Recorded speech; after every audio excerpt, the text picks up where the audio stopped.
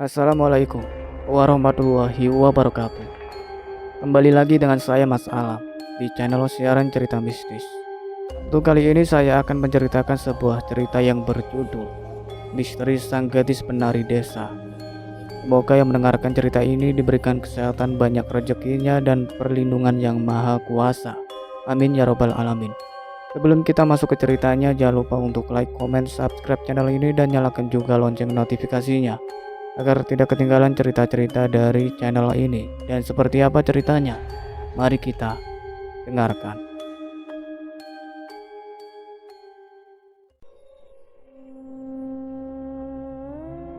Pada siang yang begitu terik, seorang penari tradisional yang baru akan memulai debut pertamanya tengah menari seorang diri dalam sanggar yang begitu luas. Hanya ada dirinya dan tak ada yang lain. Tariannya begitu luas. Ia pun seolah hanyut dalam kenikmatan tarian yang ia bawakan. Pada penampilan perdananya esok hari, tentu semua hal harus dipersiapkan sesempurna mungkin tanpa ada satupun kekurangan. Pagelaran besar akan diadakan di balai desa untuk memperingati hari jadi desa. Hal yang lumrah dan telah biasa dilakukan. Beberapa penari dan penyanyi Jawa diundang, lengkap dengan para penabuh gamelan, untuk memeriahkan acara, dan Ayu adalah salah satu dari sekian banyak penari yang turut diminta untuk tampil dalam acara tersebut. Setelah sekian lama hanya menjadi cadangan, kini diizinkan untuk tampil sebagai penari inti. Ayu merasa sangat senang. Ayu memiliki tubuh yang ramping dan juga berambut panjang. Wajahnya pun cantik meski tinggi tubuhnya tidak terlalu ideal. Memanglah telah lama ia bercita-cita untuk dapat menjadi penari Jawa yang terkenal. Karena itulah ia mengambil kursus tari sejak masih di bangku sekolah menengah pertama. Dan di sanggar inilah ia mulai perjalanan pertamanya. "Gimana? Udah siap kamu?" tanya Handoko, sahabat Ayu sedari kecil. Sedikit deg-degan Sihan, tapi semuanya sudah siap. "Jangan takut, aku akan berdiri paling depan untuk menonton pertunjukan tarimu." Ayu mengulas senyum.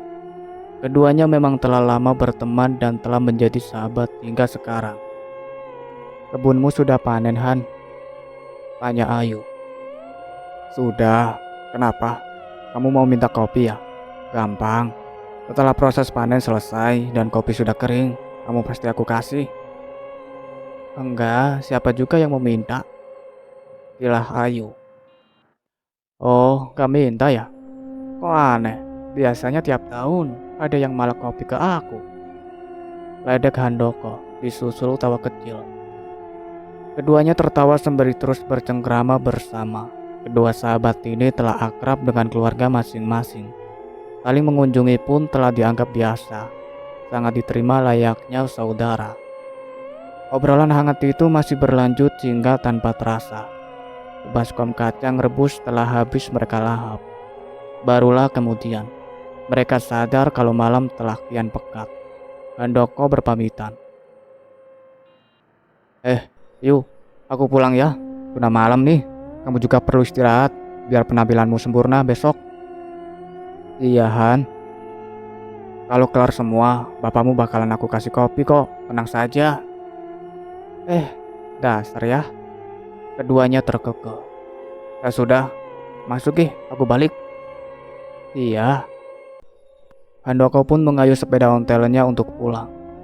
Rumah keduanya pun terbilang dekat.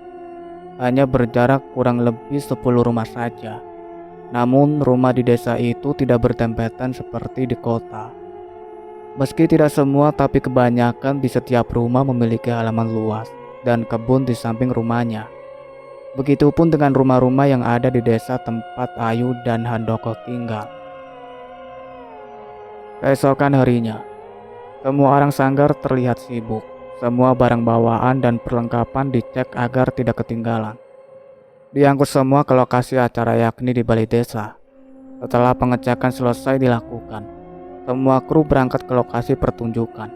Khusus para sinden dan penari ada yang berangkat dari sanggar. Ada juga yang berangkat sendiri langsung ke balai desa. Semua kru sibuk dengan tugasnya masing-masing. Semua gamelan ditata dengan rapi sebelum kemudian para penabuhnya berganti busana yang khusus digunakan untuk pertunjukan. Para sinden dan penari juga sibuk merias diri, termasuk juga Ayu. Bedak, pensil alis, dan segala macam riasan ia kenakan untuk mempercantik tampilannya. Meskipun tanpa perlu dipoles, Ayu sudah terlihat manis. Para penjual makanan terlihat sibuk menata barang dagangannya. Setiap kali ada tontonan begini pasti akan ada banyak pedagang yang berjualan. Wajar saja, sebab akan ada banyak orang yang datang untuk melihat pertunjukan. Tak sedikit juga yang akan membeli jajanan, entah untuk dimakan di tempat ataupun dibawa pulang. Waktu berlalu dan malam pun tiba. Pertunjukan dimulai kala keramaian menggema di segala arah.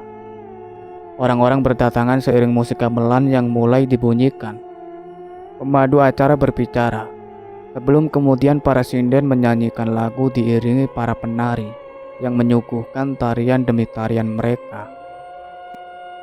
Seperti yang telah dijanjikan, Handoko duduk di barisan depan, memberikan dukungan untuk sahabatnya. Beberapa kali Handoko terlihat mengacungkan jempol sembari tersenyum. Isyarat memberi nilai pada tarian epik yang Ayu tampilkan. Kiranya bukan hanya Handoko yang merasa berhibur, melainkan para penonton yang lainnya juga. Penampilan perdana Ayu ini sungguh menarik banyak perhatian. Ia pun menerima banyak saweran. Handoko mengulas senyum, turut merasa senang atas keberhasilan sahabatnya.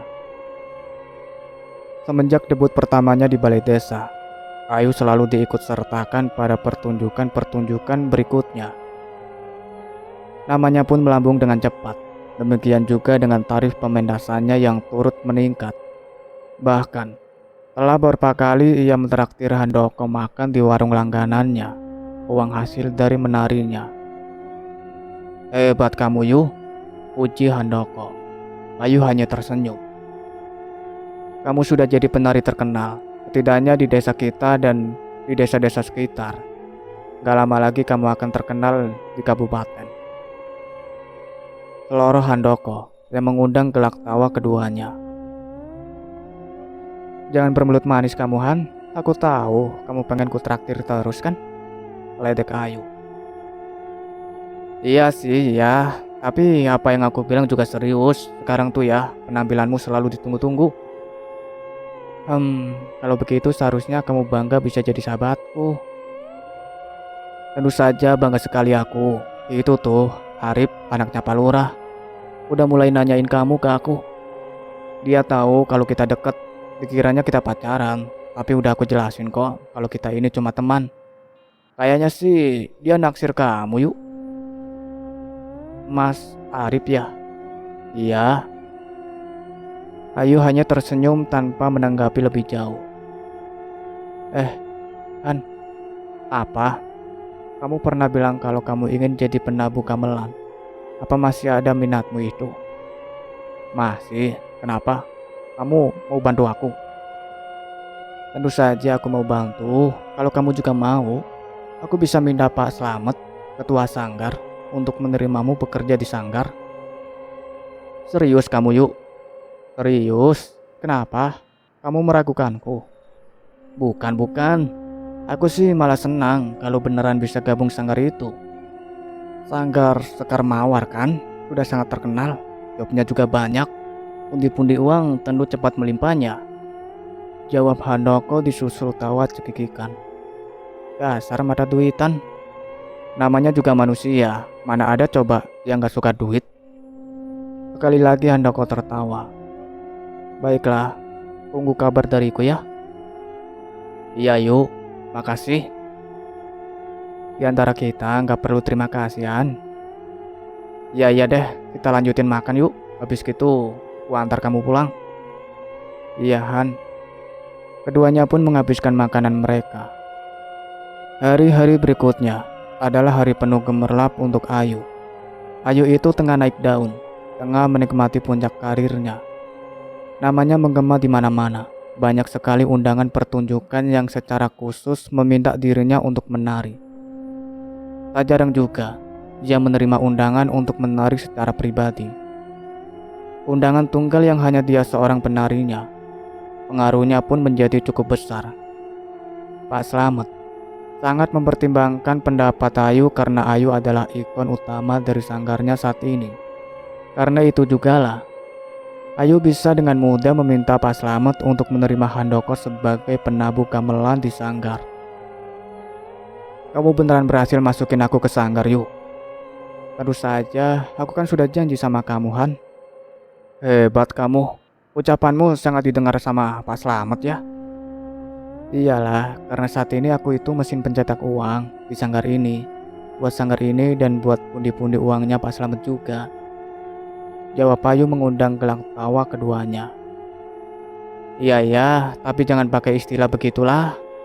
Konotasinya negatif banget. Iya, Han, iya. Anggap saja kalau aku lagi naik daun dan sedang jadi penari paling hits saat ini. Nah, itu baru bener. Iya. Keseharian Ayu begitu sibuk. Undangan tari terus berdatangan. Kalau tidak latihan ya pasti sedang tampil. Selalu begitu, hingga rasanya tiada hari bersantai bareng sekedar duduk di teras rumahnya. Ketika ada libur ia gunakan untuk tidur. Meski begitu, Ayu sangat menikmati kesibukannya tersebut. Selain karena telah menghasilkan banyak uang, dan juga karena ia sangat menggemari seni tari. Ibarat kata, sambil menyelam minum air, ia menari untuk menyalurkan hobi sekaligus mendapatkan duit. Lengkap sudah, sungguh profesi yang menyenangkan untuk digeluti. Ayu. Seseorang memanggil Ayu kala gadis itu hendak pulang dari sanggar. Ayu pun menoleh. Ayu, mau pulang? Tanya seorang laki-laki yang tadi memanggilnya. Ini Mas Arif anak Pak Lurah kan? Iya, kamu mau pulang yuk? Iya mas. Oh, Mas Arif mau kemana? Sebenarnya sih mau nemuin kamu. Aku, ada apa? Kita ke sana yuk, ngobrol sebentar di sana. Iya, Mas Arif duluan saja. Iya. Mas Arif pun melajukan motornya disusul Ayu yang mengikuti dari belakang. Mereka berhenti di bawah pohon rindang, memarkirkan motor masing-masing di sana lalu berbincang berdua. Ada perlu apa Mas Arif mencariku? Tanya Ayu membuka perbincangan. Gak ada yang penting sih, ya cuma mau lebih kenal saja sama kamu. Akhir-akhir ini namamu lagi melambung ke langit. Tarianmu itu bisa menghipnotis setiap mata yang melihatnya, termasuk aku. Ayu tersipu mendapat pujian dari Mas Arif. Jadi Mas Arif salah satu penggemarku nih. Betul sekali, jawab Mas Arif, cepat yang lekas membuat Ayu tertawa kecil. Perbincangan itu pun menghangat dengan cepat. Keduanya menjadi akrab dan kian instan berkirim kabar. Bahkan, Mas Arif juga mengklarifikasi perihal kedatangan Handoko dan Ayu. Tentu saja ia lekas bersorak senang kala Ayu mengatakan kalau ia dan Handoko hanyalah teman. Bisa dibilang juga sebagai sahabat yang sudah sangat dekat bagaikan saudara. Aku senang mendengarnya, ucap Mas Handoko seraya mengulas senyum. Di sanggar kembali sibuk, sebab malam ini akan ada pertunjukan lagi di rumah salah seorang warga. Seorang warga yang bisa dibilang lumayan kaya. Dia sedang menikahkan putri semata wayangnya. Hiburannya adalah pertunjukan tari dari sanggar Sekar Mawar. Seperti biasa, semua perlengkapan dibawa ke lokasi acara dan para kru mempersiapkan diri masing-masing. Handoko baru selesai mengganti busananya ketika ia melihat salah satu penari tengah membakar dupa. Awalnya Handoko hanya melihat sekilas, lambat laun ia kian serius memerhatikan. Hal ini dikarenakan tidak hanya satu penari itu saja yang seolah melakukan ritual, melainkan semua penari termasuk juga Ayu. Jika yang lain terlihat begitu jelas, lain halnya dengan Ayu. Andai tidak melihat sendiri dengan sangat teliti maka tidak akan tahu kalau ia pun melakukan ritual juga. Meski metode ritual yang dilakukan berbeda-beda, ada yang menyalakan dupa, ada yang meneteskan kemenyan, Dan ada juga yang mengunyah sekuntum bunga melati lebih tepatnya. Sementara Ayu, ia hanya komat kamit pelan. Ia ada suara yang keluar, hanya bibir yang bergerak perlahan. Apa yang Ayu rapalkan ya? Benak Handoko di dalam hati. Tidak hanya itu, ternyata para sinden pun juga melakukan ritual khusus sebelum dimulainya pertunjukan. Handoko yang memperhatikan tanpa berniat untuk menegur ataupun bertanya. Dia hanya akan menanyai Ayu saja karena mereka memang sudah akrab. Handoko merasa lebih leluasa dan tidak merasa khawatir akan menyinggung perasaan seseorang. Han, cepat standby, bentar lagi mulai, pinta Pak Slamet. Siap Pak, jawab Handoko seraya lekas bersiap pada posisinya. Acara hari itu pun berjalan dengan lancar. Rasa lelah terbayar lunas dengan hingar-bingar kemeriahan pertunjukan. Pemilik hajat merasa senang. Demikian pula para undangan dan para penonton yang lainnya. Selesai acara, semua perlengkapan dibawa kembali ke sanggar. Barulah setelah itu semua kru pulang. Alhamdulillah, ayo pulang yuk, ajak Handoko. Iya Han, ayo. Keduanya pun menyalakan motor masing-masing lalu melaju pulang. Usai membersihkan diri, Ayu lantas merebahkan diri di ranjang, meraih ponselnya untuk mengirim pesan kepada Mas Arif. Ya, mereka memanglah telah semakin dekat. Wajar saja jika Ayu memberinya kabar dan terus berbagi cerita keseharian dengannya. Maaf, tadi tidak hadir di pertunjukanmu. Bunyi pesan singkat yang Mas Arif kirimkan. Tidak apa-apa Mas Arif sedang tidak sehat. Harus lebih banyak istirahat. Bagaimana keadaan Mas Arif sekarang? Sudah jauh lebih baik, Dek. Panggilan khusus dari Mas Arif untuk Ayu. Besok kalau memang sudah betul-betul fit, aku akan menemuimu. Tidak perlu buru-buru, Mas. Kesehatan Mas Arif lebih penting. Aku juga tidak kemana-mana. Kita masih bisa ketemu kapan saja. Oh, baiklah. Malam minggu ya, aku mau ajak kamu jalan, boleh? Boleh Mas. Ya sudah kalau begitu, kamu buruan istirahat, udah malam. Iya Mas. Mas Arif juga ya. Iya Dek. Senyum masih tersungging di bibir ketika Ayu meletakkan ponselnya di nakas. Sepertinya dia telah benar-benar jatuh cinta kepada Mas Arif, si anak lurah. Mas Arif memang lumayan sedap dipandang. Karenanya tak sedikit juga para gadis yang menaruh hati padanya. Sungguh suatu kebanggaan bagi Ayu jika saat ini Mas Arif begitu dekat dengannya. Berdasarkan kedekatan keduanya itulah, Ayu menduga kalau tidak akan lama lagi Mas Arif akan mengutarakan perasaannya.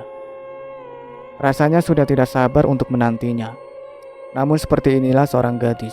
Bukankah ia harus lebih sabar menanti? Sebab tidak perlu pandas jika ia bertindak lebih dominan. Apapun itu, Ayu merasa sangat senang. Wah, mie instanku terlalu matang. Sengaja kamu ya? Rutu Handoko tak terima. Mana ada aku sengaja, punya aku juga sama. Ilah Ayu. Hari itu, Ayu berkunjung ke rumah Handoko, lalu memasak mie instan untuk keduanya. Bukan berarti tidak ada makanan di rumah. Namun Handoko dan Ayu sedang ingin saja makan mie instan. Terlebih saat keduanya melihat Putri, ibu Handoko, baru saja memanen sawi hijau dari kebun belakang rumah. Akan menjadi paduan yang pas untuk menemani mie instan dan telur ceploknya. Yuk, ada yang mau aku tanyain? Tanya ya tinggal tanya, mau tanya apa? Kemarin, di pertunjukan terakhir, aku lihat kamu kemat-kamit sebelum tampil. Baca apa sih kamu? Oh, itu. Lihat apa lagi kamu? Cuma itu. Memangnya kamu ngapain lagi? Bukan aku. Maksudku para penari yang lain. Oh, mereka. Macem-macem. Ada yang nyalain dupa, ada yang menabur kemenyan, dan ada juga yang makan kembang. Ayu sedikit memayunkan bibirnya, disusul senyum segaris. Menurutmu mereka itu ngapain? Tanya Ayu. Ya, kalau nggak salah tebak, semacam ritual gitu gak sih? sama seperti yang Pak Slamet biasa lakukan di sanggar? Ritual ya? Iya, benar sekali. Semua orang sedang melakukan ritualnya sendiri-sendiri agar semuanya berjalan sesuai diharapkan. Lalu, apa yang kamu baca waktu itu? Ayu menghentikan agenda makanannya seraya menatap Handoko lekat-lekat, kemudian menjawab dengan nada pelan tapi penuh penekanan. Mantra? Ah? Handoko mengernyit. Mantra apa? Jampi-jampi dari dukun ya? Ayu tertawa lebar. Serius ini yuk, kamu jangan macam-macam ya. Kerja yang benar. Biasa-biasa saja, pakai cara yang normal, jangan sampai pakai yang begituan. Ayu cekikikan. Aduh, Handoko, iya ya, aku tuh berdoa tahu. Jangan mikir terlalu jauh. Kemarin itu aku kemat-kamit baca doa. Beneran? Bener lah, jawab Ayu meyakinkan. Handoko menghela napas panjang lalu memasukkan segulung mie ke dalam mulutnya. Maaf Han, aku berbohong, ucap Ayu di dalam hati. Sesuap dua suap mie telah memasuki kerongkongan dan meluncur bebas menuju lambung. Rasa kenyang pun mulai melambai, memberi kode kepada otak untuk berhenti makan. Alhamdulillah, kenyang, ucap Handoko. Tiba-tiba, suara kursi yang digeser tiba-tiba mengejutkan Handoko. Sungguh aneh, tidak ada angin, tidak ada hujan. Ayu berdiri kemudian langsung menari. Handoko hanya bisa menatap heran pada sahabatnya tersebut. Kamu ini kenapa Yu? Tiba-tiba berdiri dan langsung menari. Ngagetin aku saja. Ayu hanya mengulas senyum. Lah, terserahlah. Handoko melanjutkan makan cemilan snack ringan sembari memperhatikan sahabatnya yang tengah menari. Anehnya, Ayu menari begitu pelan. Nyaris tak ada gerakan lain selain mengayunkan tubuh ke kiri dan ke kanan. Sungguh pelan bagaikan gerakan film yang sengaja dibuat slow motion. Nari apa sih kamu? Ayu kembali tersenyum. Tumben-tumbenan latihan. Kenapa nggak disanggar saja sih latihannya? Beberapa kali pun Handoko bertanya. Ayu tidak memberi jawaban kecuali hanya sebuah senyuman. Kenapa diam saja? Handoko mulai mengerutu. Tapi sepersekian detik kemudian, dia diam. Handoko pikir, Ayu membutuhkan konsentrasi ekstra untuk memainkan tarian yang terlihat aneh baginya. Mungkin ini jenis tarian baru dan Ayu sedang berusaha menghafal gerakannya, pikir Handoko, yang kemudian memilih diam untuk memberikan ruang penuh agar Ayu dapat berkonsentrasi pada tarinya. Sekitar setengah jam kemudian, Ayu berhenti, kembali duduk lalu meminum air di gelasnya. Handoko hanya menatap temannya sembari memanyunkan bibirnya. Apa? Kayak gak pernah lihat aku menari saja? Bukannya gak pernah, tapi tarian apa yang tadi kamu lakukan? Dan kenapa tiba-tiba ingin menari? Itu namanya tarian ombak banyu. Ombak banyu? Oh, iya.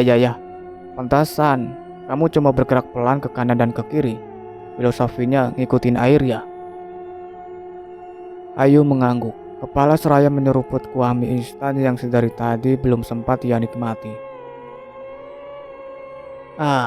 Mie instan selalu mantap, seru Ayu.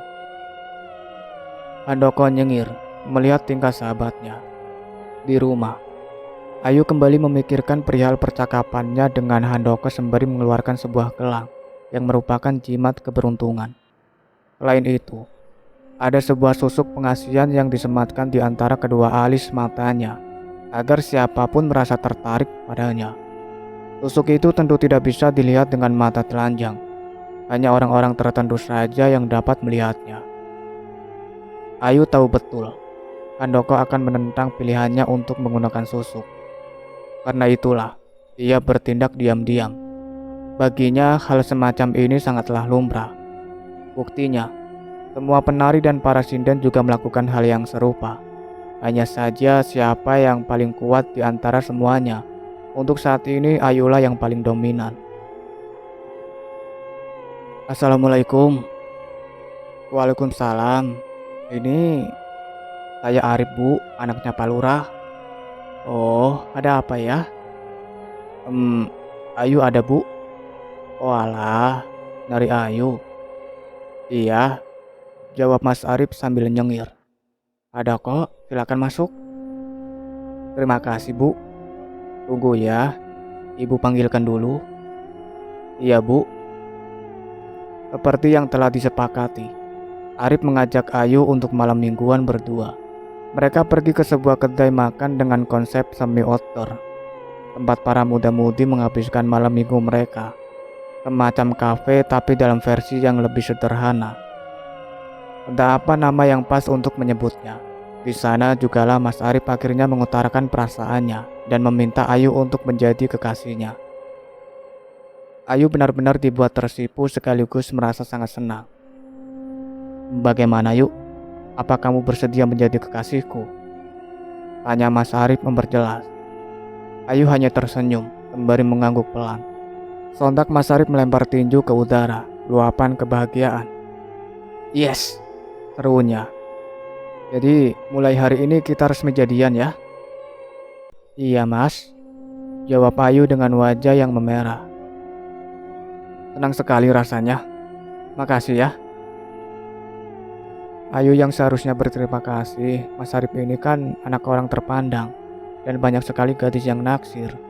Ayu merasa tersanjung bisa disukai Mas Arif. Ah, tidak. Kamu salah Ayu. Kamu terlalu berendah. Lihat dirimu. Kamu itu cantik dan sangat lembut. Aku yang merasa beruntung bisa memiliki hatimu. Hari yang sangat indah untuk keduanya. Bintang dan rembulan menjadi saksi bersatunya cinta mereka. Seolah bumi hanya milik berdua. Sungguh indah kisah kasih di masa muda. Meskipun belum bisa dipastikan, akankah kisah itu akan bertahan selamanya ataukah malah kandas di tengah jalan. Setidaknya, hari ini mereka bahagia. Perihal esok siapa yang tahu sebelum menjalaninya. Jantung Ayu masih bergedup dengan kencang. Meski kini ia sudah berada di kamarnya lagi. Rasanya hormon dopamin atau hormon bahagia enggan memudar dalam diri. Kata demi kata yang Mas Arif ucapkan pun terus terngiang dalam sanubari. Meski bukan jatuh cinta yang pertama kali, namun akan selalu memberikan sensasi yang begitu sejuk di dalam hati. Cukup sekian ceritanya sampai di sini. Nantikan kelanjutan ceritanya. Saya akhiri. Wassalamualaikum warahmatullahi wabarakatuh.